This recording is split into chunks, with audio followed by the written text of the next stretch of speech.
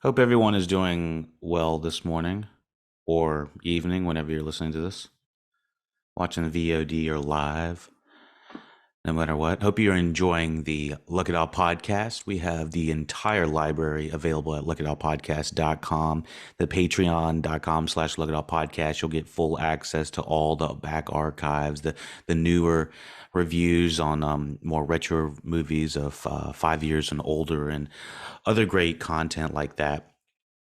Today we are going to discuss The Blackening.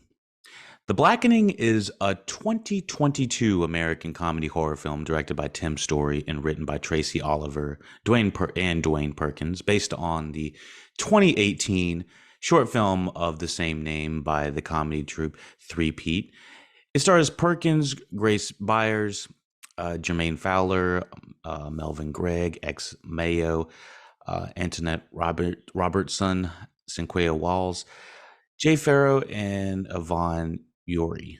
The film follows a group of Black American friends staying at a cabin in the woods where they are targeted by a masked killer during Juneteenth. A couple reasons why I wanted to cover this movie. Well, a lot of times I kind of have comedies fly under the radar. It's kind of a subjective thing. It's like either you laugh at the movie or you don't laugh at the movie. And so you kind of, when you're listening to a reviewer, it's like, well, was it funny? Was it not funny? This is one of those movies that I think you need to kind of dissect by a couple different angles, and your background and your knowledge of, I guess, ethnic stereotypes to an almost campy degree is very much impendent on you enjoying this movie to an extent. Now, when, I want to say most people are pretty open-minded when they're watching a movie, but I will say, having a title such as so bold, such as The Blackening, it might have not a deterrence, but it might make people think that it might only be for a specific uh, demographic. And with saying that, people are like, so what you're saying is this or is this not geared for a black audience? Well, in my opinion, it's a movie that's made uh, by black creators for a black audience, but that does not mean that people outside of the demographic can't enjoy it. I was kind of worried going into it that the references, the quote unquote deep cuts of the movie, the Easter eggs, the jokes were going to go over my head because I wasn't going to possibly understand some of the references or these uh, types of possible campy stereotypes. But the satire edges so close to, yes, it is just about every single joke is is race based or ethnic based or stereotype based, but they're also following it up with really smart satire behind it. It's yes, this is a joke. Yes, it is on a level offensive, but we're also kind of pointing fingers at it and saying that this is ridiculous. Like, uh, why are we pointing out the differences and our instead of our similarities, whether you are black or not. And so this movie, I think, works really well for for that reasoning. So yeah, I guess in short fashion, I had a really good time, and I keep thinking about some of the jokes coming back and just giggling to myself, like, damn, that was a pretty damn funny joke. That's a hilarious character. There's just moments and references throughout the movie that just had me chuckling up. And I'm trying to think of a movie that I enjoyed that's a comedy on this level this much. Let me see. How do you search notes on here? I should have done this before. Hashtags. Anyways, I'll be looking this up while we're talking. But anyways, I can't think of another. Oh, here it is. Here it is. Couldn't find my podcasting list. So yeah, out of my top 10 movies right now, I don't have many comedies up there. I mean, the Elemental a cute uh animated cartoon for, you know, families, but I don't see too many funny. Yeah, I think this is Dungeons and Dragons had some action comedy mixed in there, but The Blackening is probably the highest up there comedy for me of the year right now. It's not my top 10 movies, but it's still, I think, one of the funnier movies up there, which I think You People might have been um, created by Tim Story as well. Was that him? No, it's not. Oh, I'm thinking of he was the ride along guy. Tim Story, same director as um, Tom and Jerry. What do we got? Shaft, Ride Along 1 and 2. Think Like a Man. He did both of the Fantastic Four movies. I enjoyed this movie. The thing about this movie, I will say that I think most people are going to point out and say that it's the critiques of the movie. I'd say it starts off slow and then there's a little bit of a lull towards the end. Like I'm like, all right, let's wrap it up. So there's maybe only about an hour's worth of really good footage. But with saying that, I did enjoy it. The overall movie really works for the satire that it is. It's low budget, and you can clearly tell. It almost feels like we're watching a television show for an hour and a half. But the I really enjoy the blocking, and I really enjoy the wardrobe. There were a couple scenes and a couple shots that I was looking at this movie, and I was like, they really tried their ass off with choosing appropriate colors and appropriate, I don't know, iconography, I guess, that would really help this cast pop, because they are all, they're all black, so they are able to wear really poppy colors, like these bright pinks, these bright blues, these bright yellows. And when you see blood go on these colors, it's like really shocking, and it helps to kind of um I guess bring color and balance to the entire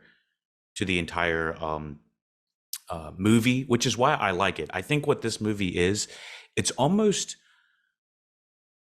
a full movie of a concept, which I could honestly see them remaking this entire movie, but give them more money. This was done on, I believe, a budget of $5 million, which most television shows these days cost more than $5 million. Like if you go almost any Game of Thrones episode in the last 2 years, 5 million is a drop in the bucket for a single episode. So this movie was done on a $5 million budget and has already brought in a $17.5 million budget. This is a success of a movie.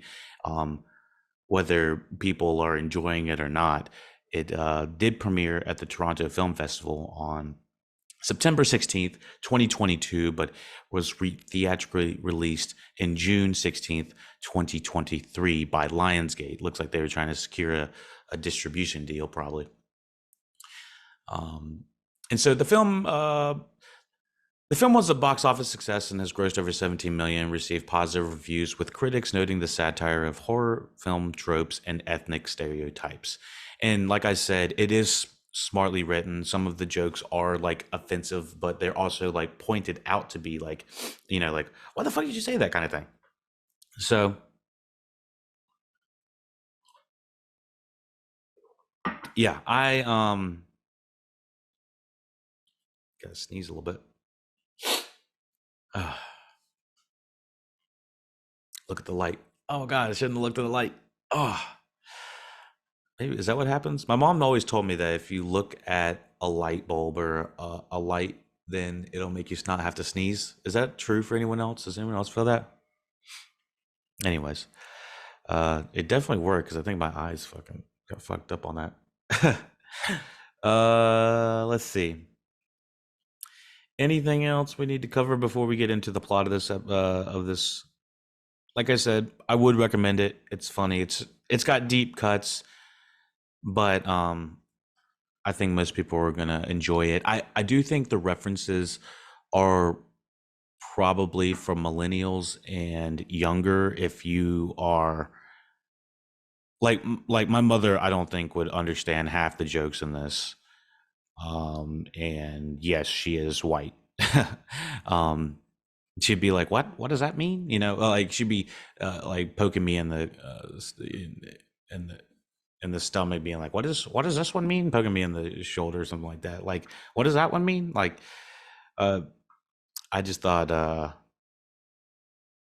the the type of audience that's probably going to understand most of these references is probably for the non-black audience. I would probably say most people that are not sorry, probably individuals that are under 35. I would be surprised. Like, I don't think if my dad was around, he would understand half the jokes.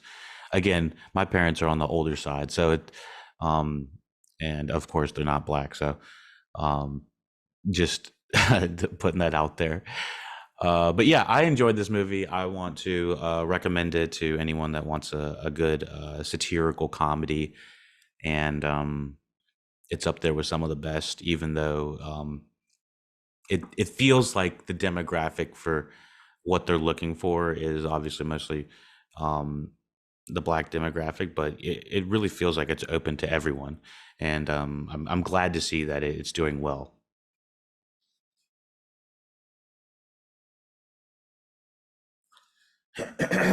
So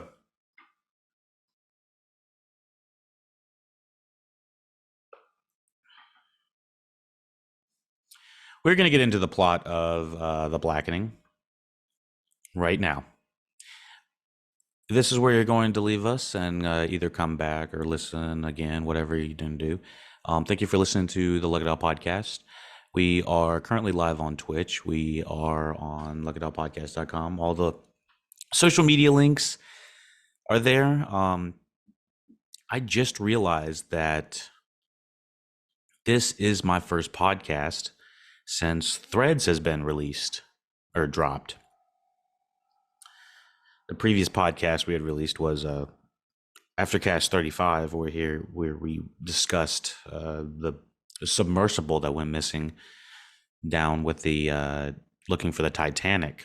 Go check that out for all the info that we found out about that. And we also have the top 10 movies, as well as our top movie list of the year so far, is also on Aftercast 35. Once again, you can check out the library on on your favorite podcast provider, SoundCloud, Apple iTunes, whatever, Spotify, whatever tickles your pickle or whatever the sayings are. I think that is that inappropriate. Are we allowed to say that? Tickles your fancy. Maybe I shouldn't say that. Oh goodness. Maybe I shouldn't record so early in the middle. In the morning. That's why I shouldn't. I'm not 100% up. Actually, let me grab some coffee real quick. Y'all know I need my 3 cups before I get going, and we will begin the spoiler review for The Blackening. We are back. We are back.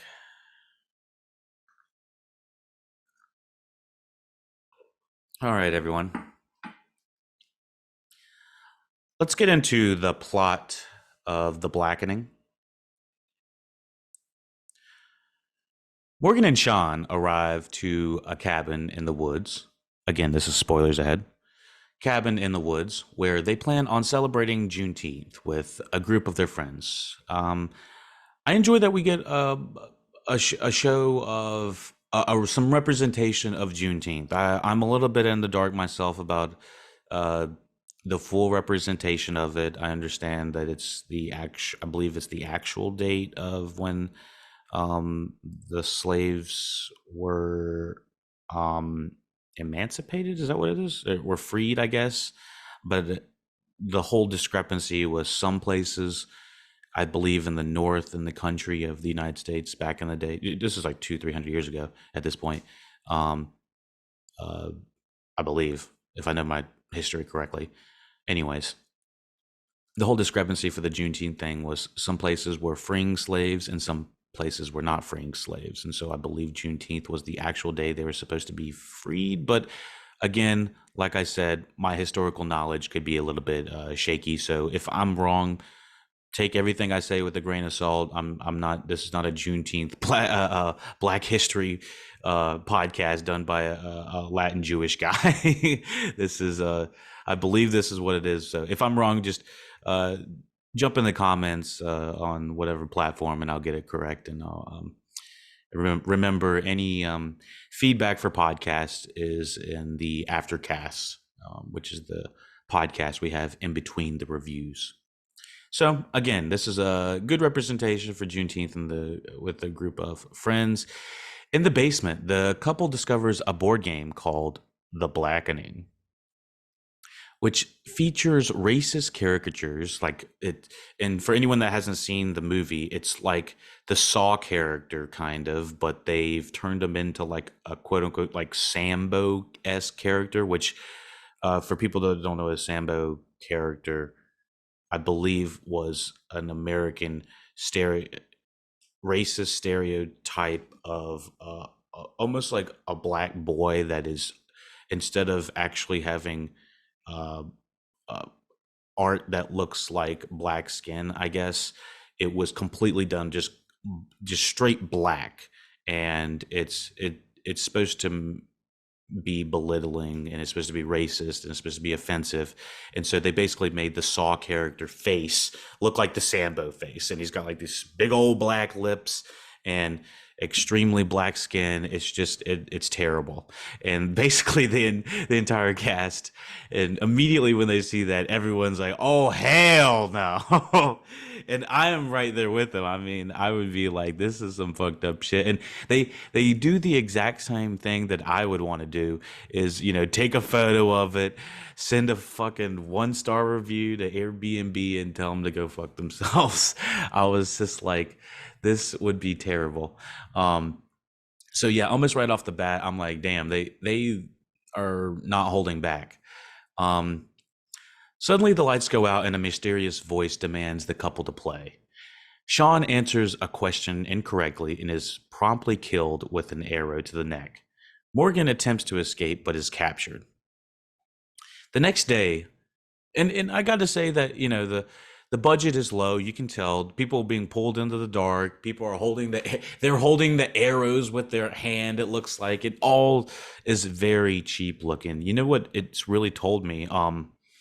I don't have the budget for Walking Dead, but my goodness, I don't think that they were spending $5 million in episode 6 per episode. I don't even think they spent $5 million on the whole budget on that. Um, Let me see. I want to see this episode budget. I know this is kind of off topic, but I'm curious what they were getting.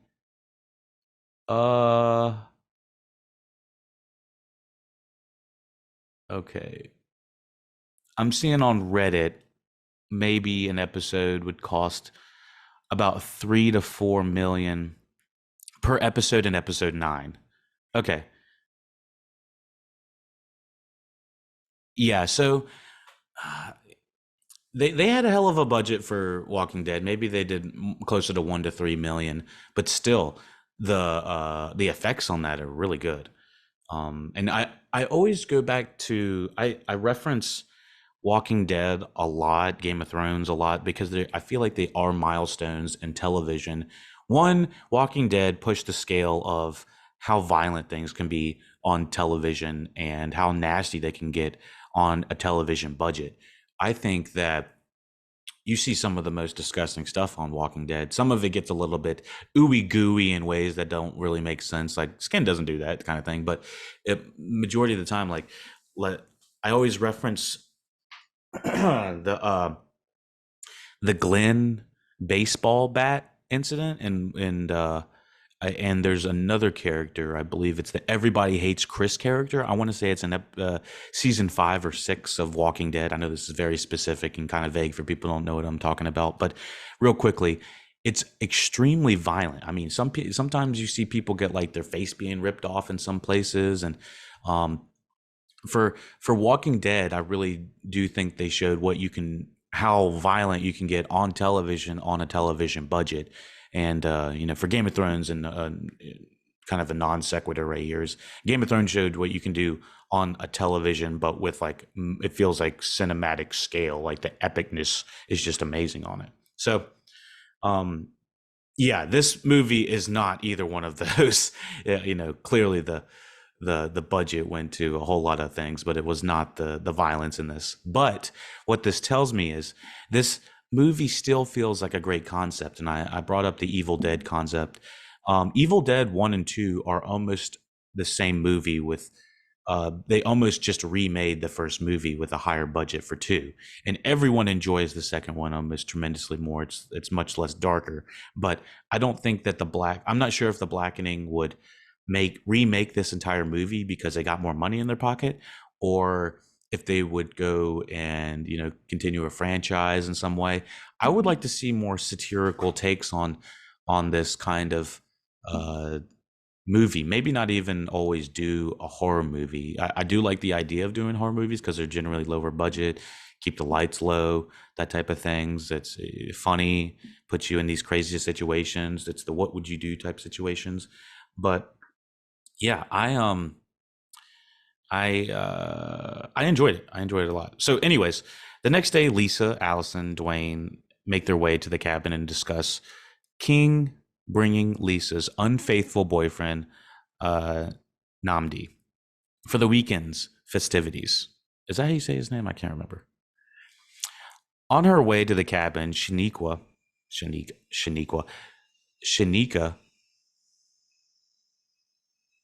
the hell was that? I was like, is that the coffee maker? Or is that someone's car outside? Did y'all hear that? Anyways, on their way to the cabin, Shanika runs into a former schoolmate named Clifton. Jermaine Fowler is my favorite character in this movie. I want him back. As the same character.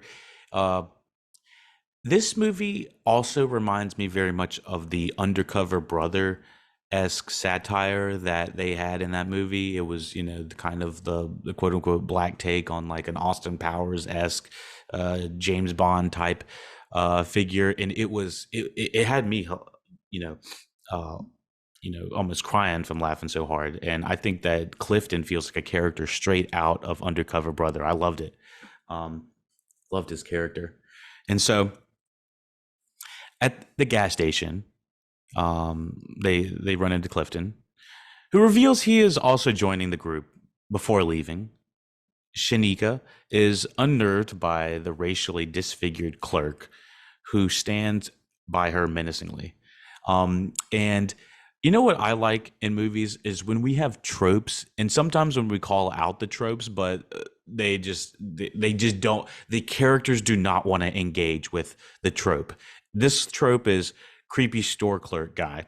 And of course, because the entire cast is black, they're gonna feel uncomfortable, quote unquote, around a creepy redneck looking white guy with one eye. And so, I mean, he's about as crazy looking as you can be, and he's just like he's like fucking crazy looking. So, I mean, I don't think you have to be black to think that that guy looked crazy. I'm just saying that so I was with Shanika on that one.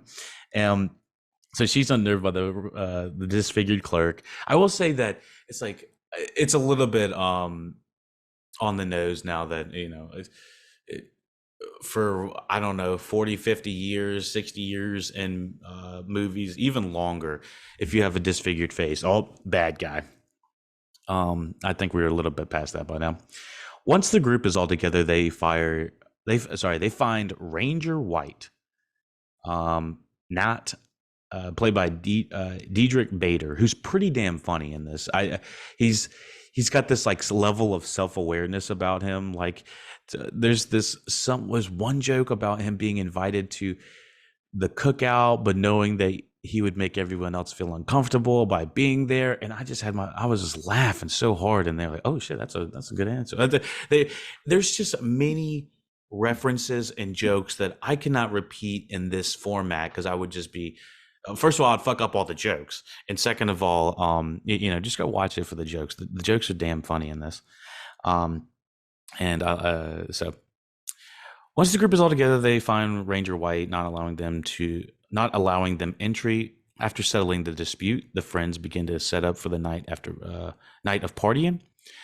After drinks, drugs, and games ensue, which I do gotta say, this first 15 minutes was the slowest. Once the games and the horror start picking up, I really enjoyed this movie.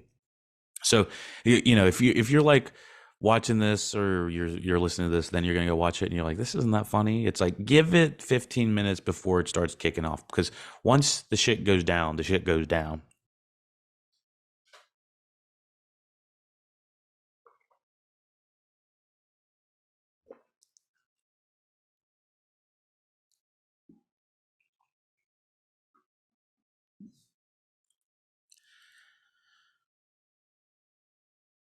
After drinks, drugs, and games ensue, the group questions who specifically invited Clifton. Everyone's like, wait, who invited Clifton again? And oh my god, Clifton's so fucking funny. When he offers that one guy, do you want to borrow my glasses?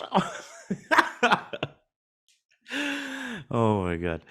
After the lights go out again, the friends go find a power box, only to come across the Blackening, with the game pieces correlated to their personalities. I did like the game pieces, how they were correlated with personalities. It makes me want to get a game piece that correlates with my personality. I don't even know what mine would be at the moment. Maybe since I'm a podcaster, maybe I'd get a podcast mic, or I'm a videographer as well, so maybe I'd get a camera. I'm not even sure what I would do. I feel like I'm a DJ as well, so maybe I get a turntable. I don't know what would my or since we are the Lucky Dog podcast, maybe I'd get like a dog. That'd be kind of cool.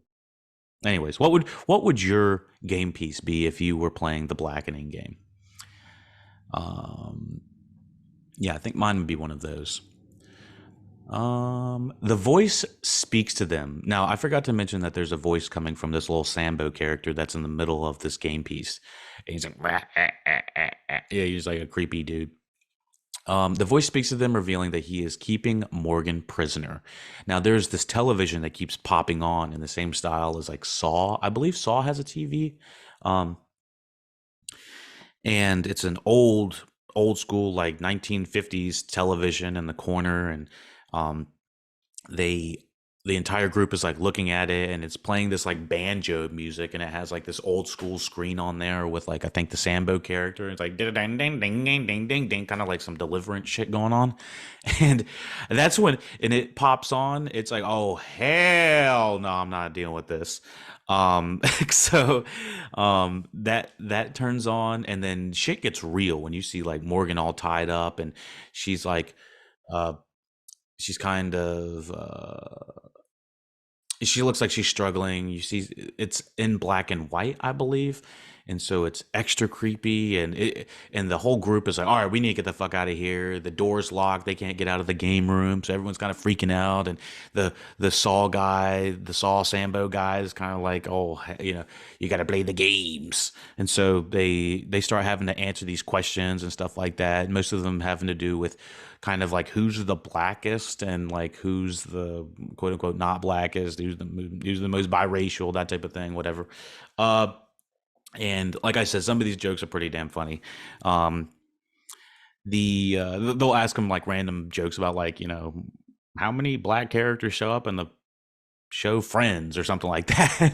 It's like, it sounds like Jeopardy questions, but based in black culture, I think. And honestly, that's not a bad idea. I mean, is there a quote unquote black Jeopardy? I can't think of one off the top of my head. I feel like, Jeopardy as it is pretty fucking white, honestly. So we could get some ethnic questions in there if we could.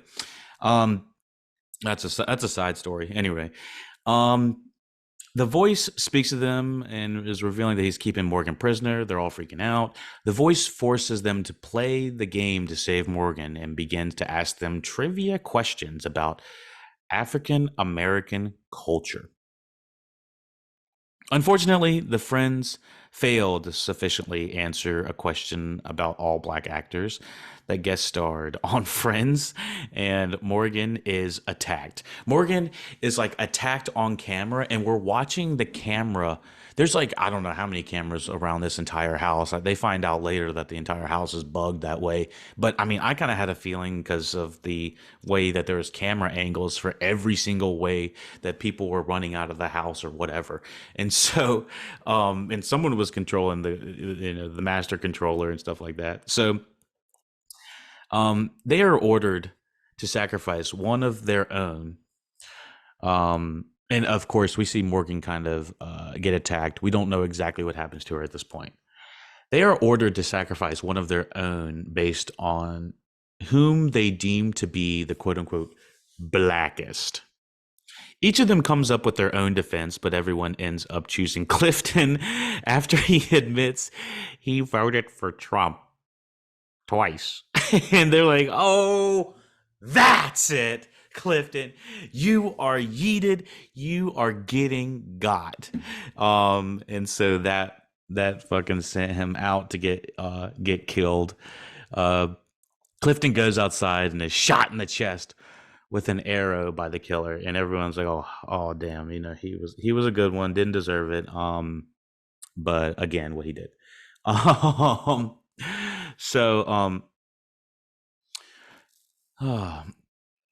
when the friends are freed from the room, they attempt to go look for Morgan and find help. Despite knowing better, they agree with Allison's idea to split up. She goes with King and Shanika, while Dwayne has to go with Lisa and Namdi. The latter three end up running into Ranger White. They even draw attention to them saying they need to split up. I didn't even think that made a whole lot of sense because of that. But I forgot what's her face. Lisa, who is biracial, they always draw attention to her being biracial, and they're like, girl, that is your white side talking. And I I was already laying down, but I was like dead after that again. I was like, damn, they were straight ripping this girl. I mean, when they did the joke about the zebra, I was like, oh, come on, man, that's just low hanging fruit right there. But then there were some funny jokes about that. That's hilarious. They call him Ranger White. I didn't even realize that. Oh, that's funny. The latter three end up running into Ranger White, who is willing to help them until the killer shoots him in the neck with an arrow. And it's a little bit unclear because they're like, are you bad? Are you good? Are you good? Are you bad? Because Ranger White is acting all sorts of weird and strange, but he keeps saying that he's a good guy, but then they jump in the car and then he locks them in there, and then they look on the floor, and of course there's a killer's mask, and he's like trying to get in the car. He's like, help me, and it's like obviously, is he fucking trying to play them, or is he about to get killed by one of these or by the bad guy, and he ends up getting shot in the neck. So he Ranger White was a good one. He was like, he's like, I'm one of the good ones. Oh my goodness. And there's like, that's exactly what you don't say. So R.I.P. Ranger White. Apparently he was a good one. Allison, King, and Shanika encounter the killer, and the trio managed to overpower and kill him. I mean, Allison, King, and Shanika, they go off on this guy. They didn't have to do him that bad, but they did him good. They unmask him to find that it's the clerk that Shanika saw at the gas station.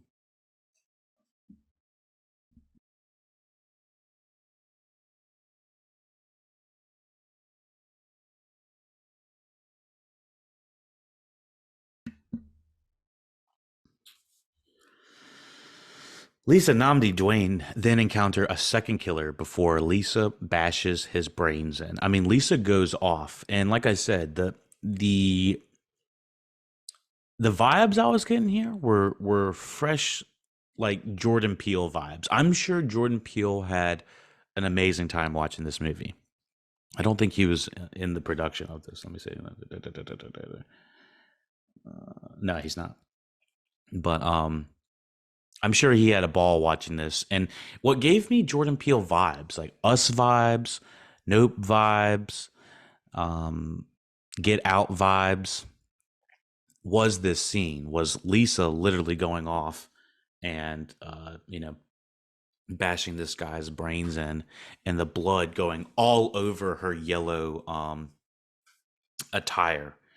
And it starts to make her look like a crazy person after that. I mean, it's kind of rare when you get like the good guy is going off, da da da da da da da, to the point where it's scaring the people that they're saving. And Lisa kind of did. I was like, is Lisa gonna turn around and start bashing everyone else's head in? Like, there was multiple times I was like, all right, so who's the bad guy here? So Lisa was starting to look a little bit crazy herself. So, anyways, um, like I said, I like the visualization of the blood on the yellow attire, and I think that there was a lot of thought going into that, um, and it looked good. So she bashes his brains in. They look through his pockets to see that he is the first killer's twin brother. Also, this dude has vomit all over him. I forgot what's his name, threw up all over him. And I was like, ew, fucking sick. And I was like, there's a lot of callbacks. Um, but yeah, I enjoyed it. Let me see. What is his name? Dwayne? Is Dwayne Perkins? I'm trying to figure out who's who. Okay, so Dwayne Perkins is the guy that threw up on him. He was pretty damn funny too. I liked him. Dwayne Perkins' character was Dwayne, I guess. um, Dwayne is pretty damn funny. What was I going to say about him? Oh yeah, he's feeling. Everyone has kind of like these unresolved plot lines that Dwayne doesn't like Namdi, who is kind of an asshole to Lisa this entire time, and show it's kind of like this jealousy thing where all of this is happening as a subplot on top of the killer trying to kill them. Dwayne's just like, you always go back to him and you always leave me as a secondary friend. I mean, I gotta say that sounds like a prominent problem. I'm not gonna lie, that there's a lot of friendships that are broken up specifically because one of those individuals is in a relationship where they can't balance um having friends and can't balance having a relationship.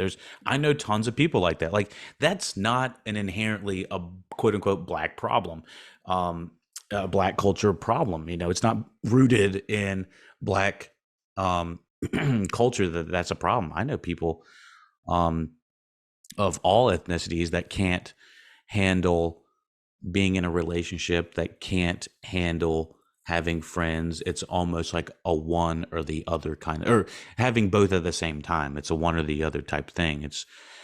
I always find it fascinating. But yeah, that's a real problem, and I felt for him on that. Um, not too heavy, but definitely relatable. Excuse me. So, the friends go into another room where they find Ranger White's and Clifton's bodies, only for the latter to spring awake and reveal himself as the mastermind. Now, if anyone has seen the movies I've referenced earlier, you know how that one ends. I'm not going to call attention to it in case, the with the mask and people being tortured and having to saw a leg off kind of thing, what I'm saying. um so Clifton basically pulls a jigsaw and he springs back, and I was like, I kind of feel like this is where that's going, because the movie gets to a point where there's only been so many characters and like two of them are clearly dead. I was like, there's a mole on the inside. Something bad's gonna happen. And so Clifton ends up coming up, and he blames, he reveals himself as the mastermind. It was me all along. I was like, damn it, Clifton. And this is kind of where it goes off a little bit, and it starts going into the degree of like how he was upset because he had okay, so he blames the group for always doubting his level of blackness, and I thought this was actually kind of deeply rooted and probably how a lot of people feel of that don't feel quote unquote black enough. I obviously have no idea what that feels like, so I'm not even going to try to relate. But um, the for me, it's not really as much of a degree. I'm not in many cultures that are, I guess, quote unquote, segregating me by my skin color to my knowledge based off of like other Latinos or Latin individuals that are, in my hemisphere. I'm not around that all the time, or I'm not around that almost ever. Maybe if I was in the culture of, where Latin people, some are more light skinned, some are more dark skinned, I might be experiencing this type of quote unquote uh, stereotyping segregation of due to the demographic and coloring of the skin, I guess, or pigmentation of the skin, and I felt for Clifton on this. Clifton is somewhat of a representation of individuals that don't feel enough this or enough that. And on a level, I'm obviously, like I said, people are listening, they're like, are you black? No, I'm not black. If you're on YouTube watching, you definitely know that. But I felt it to a degree, and so um, I think Clifton is going to possibly allow people to be seen in a good way. Now, that doesn't mean like all these people that have been pushed away all their life because they had not been called, they weren't quote unquote black enough. It means they're going to go mad. That's not what I mean at all. But let's continue on with what happens with Clifton. So he blames the group for always doubting his level of blackness when they knew each other at college. With this doubt leading to an accident where he drank heavily and ended up killing a woman on the road. After serving 4 years in prison for the DUI, he organized the entire night as revenge and prepares to kill the others before dropping them down a well where he dumped Sean and Morgan's corpses. The friends fight back before kicking him down the well to his apparent death.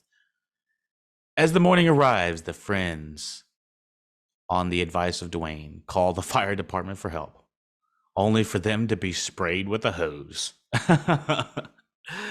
And that is The Blackening, directed by Tim Story.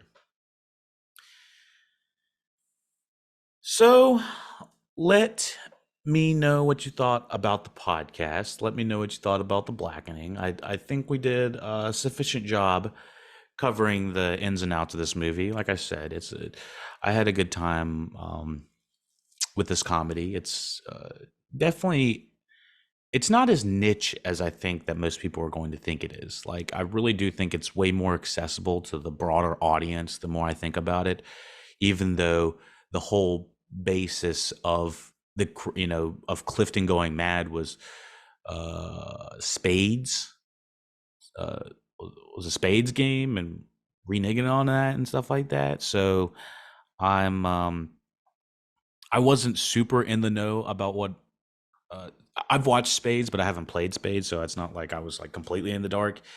But yeah, there are some more closer jokes that are more rooted in the black culture, and then some that are way more relatable. And I liked both of them. I liked all the jokes that kind of went across the board, even to a degree. I know that some people are going to say that uh, there is actually kind of commentary on individuals, specifically black individuals, saying the N word. Now, I'm not here to say whether anyone can say it or not. Obviously, I'm saying the not the ER, just the N word, not ER. Um, Obviously, it's your prerogative to say whatever if you want to do whatever. I'm not saying whether you should or not, but they bring attention to it to the point of like one individual keeps saying it and as like an explanation, like almost as if you would replace it like, oh my goodness, or dude, they would say it that prominently. Um, but they even call attention to it, to someone saying it too much. And I do think that that is commentary on the word itself. And so, yeah, it's multiple aspects about this movie that I find that were much smarter than I was anticipating. The writing is entertaining, and I would recommend this movie. Let me know what you thought about the review. We are currently on Twitch right now. We're going to check any comments. I don't see anyone has any questions at the moment, but we'll be on here for another minute or two while we start to close out the podcast. Yeah, so let me know how I can improve the podcast. Let me know what you thought about the Blackening, the movie. If you watched it, did you enjoy it? Did you not enjoy it? Were you part of a subsection that found it offensive? I looked on Google and I found that there is a large subsection. Most of it has 5 stars, but there is 241 ratings on it, and there are a substantial of 1-star reviews. And I'm would be curious to hear how that went. And it's got a rating of 86% on Rotten Tomatoes. So I mean, critics do find it. I believe they find it smart and a spoof on the genre, and it kind of bends it in a good way. So yeah, let me know what you thought about. Yeah, a 6.1 on IMDb seems low to me. I honestly would put this at like a 7. But yeah, let me see. Do you want to check out one or two of these reviews right here? Let's see. How do I bring up the reviews right here? Let's see. User reviews. Oh, 2 out of 10 stars. This should have been called the tropening. See, I thought there were a lot of tropes in this, but I thought that they were smart tropes. That was my whole thing about it. Like a trope would be some, for people that are kind of in the dark about it. I like to kind of explain about what a trope is and what are common things that you would see in a movie. Things that we would see in a movie, don't go down that hallway, and then someone goes down that hallway, something terrible happens. Creepy convenience store clerk. That's in a lot of classic horror movies from the mid 80s. But I thought that they did a funny take on it. Like Ex Mayo is like, oh shit, rap snacks and shit like that. She's like grabbing all this shit and stuff like that, and then this guy turns around and she's like, oh fuck that, and then she's like, I'm getting the fuck out of here. And so I was like, this is got like, it's funny. Like I enjoy the comedy that was happening in it, and so I just felt like it was a little bit. I think it was funny. Let me see what else it says. 2 out of 10 stars in identity politics horror. At first look at this poster, I thought this was another straight streaming hood comedy horror similar to the latter Wayne's output. The Wayans, sorry, like the scary movies. After checking the upper mid reviews, it seemed like a good choice. I was wrong. While this movie does have better than average for quote unquote black movie production standards. I wonder if they're saying that it's low budget or something. It's simply too in your face with black American identity politics to be engaging. Let me see. I can't read all this. Let me see. It says, now this is not me. This is Taurus Scotia. Let me make sure this is okay. All the individuals in the horror movie stereotypes have been handled already, and all the movie does is repeat them, and not in a very funny way. You see, I would disagree. I don't feel like they always a lot of these jokes I feel like I had not heard before. Like a handful of them maybe were repeated, but I did not feel like I was like I heard this 20 years ago. Like I think the worst thing would be to have identity politics or something like that, or these typed politics that are out of date. One would be, this is not an out of date black stereotyped joke. This is the joke of, um, I'm not saying this, but you know how a lot of Middle Eastern comedians for like, I don't know, like 5 or 10 years were kind of doing the joke of, oh, or Indian, or sometimes they would do the joke of, oh, I kind of resemble. I'm not saying this, but this is the jokes they would make. That they would say, oh, quote unquote, be scared because I look like a quote unquote Middle Eastern terrorist of some sort, and it's like the joke is so outdated that it might have been funny. If it ever was funny, it was funny the first time 15 years ago, but now the joke is, there is no joke. It's a good one, I guess. Or I guess one of the jokes might have been, I guess a black stereotypical joke might be like, quote unquote. Now, like I said, I don't believe this. I'm just saying these are stereotypical jokes that they can't swim, that black people can't swim, and so they do repeat a joke like that, but they I feel like they're more meta about it, and they're saying like, don't feed into the stereotype. And so I feel like that the movie, you got to be on the wavelength of the comedy for it, and that's the whole thing about it. And I feel like I was on the wavelength of understanding. It's like kind of pointing a finger at the ridiculousness of these jokes that, or these quote unquote stereotypes that people have been making for a long time. And honestly, it is kind of reclaiming culture in a way. It's like, I think that it takes some of the hurtful possible jokes that people have made, and reorganizes them to say, or points a finger at them to say, this is ridiculous, this is stupid, and why are we all pointing out our differences when we are way more alike than not. That's kind of my takeaway from the movie, but let me know what you have a takeaway, what your takeaway is from the movie. I am be curious to hear your whether you like the movie or not. Was my take a little bit strong, not strong enough? Did I not understand it? That type of thing. But yeah, check out LuckyDogPodcast.com for all the social media handles. We're on the Spotify, YouTube, SoundCloud, Patreon. I got all of the links in the description.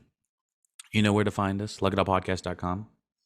And yeah, anything else? Anything else? I think that's about it. Be sure to rate us 5 stars, thumbs up, YouTube. You know how to keep us high in the ranks. Subscribe. Let us know how to improve. LuckyDogPodcast@gmail.com. Take it easy.